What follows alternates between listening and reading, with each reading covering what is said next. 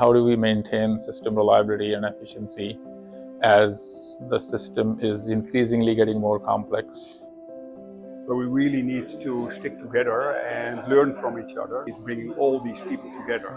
There's so much knowledge and experience and lessons learned. That enables us to explore the role that network operators can play in helping solve some of those challenges. We need more of these initiatives that are able to discuss in an open way all the topics that are really relevant for the main players in the sector in a way that we all together can understand what is the right roadmap.